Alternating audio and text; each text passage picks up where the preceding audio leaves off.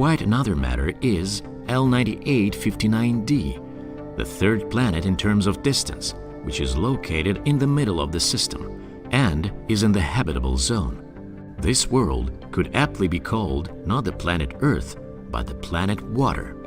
Judging by its density, water makes up to 36% of the mass of the celestial body. This is an extraordinarily good result. During a migration due to powerful turbulent disturbances, this sort of an icy planet, with a mass of 6 to 8 times that of the Earth, can find itself sufficiently near enough to its star for the outer ice crust of the planet to melt and the planet to end up being completely covered by an ocean of liquid water as much as 133 kilometers deep.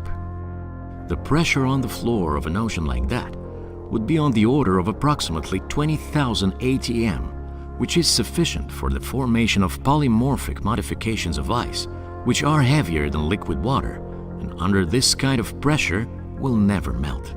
Of course, for the emergence of biological life similar to that of the Earth, it is essential that the planet be in the habitable zone.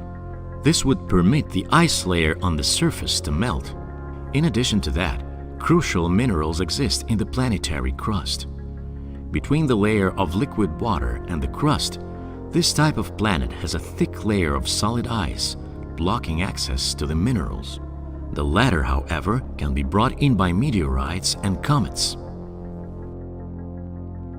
Who knows, maybe this planet is already teeming with marine life.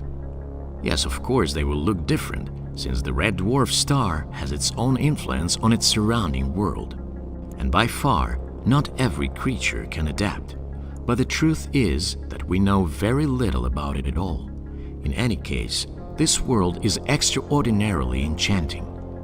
And what can be said about the two outermost planets, E and F? Although the data suggests at very least a water-rich atmosphere on their surfaces, nonetheless, these Venus-sized planets may be covered in ice and a thick atmosphere. This is also a good indicator.